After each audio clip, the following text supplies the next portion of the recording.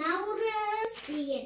Navruz мамалардың туған күні болды. Соны айтып бересіңдер. Жарайды ма, балдар? Тақырып кездесетін жауаптар көркем басталды.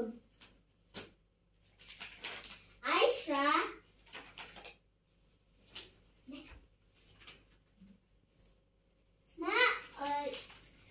Асылым шешіп шығарамыз. Бірі қыз ғана кетті. Айша Асылым күшің ғой сен, е? Асылымға бер, жарай ма? Оқысын. Оны кемедің. Жазамыз. Асылым. Сен тапсырмаң бар.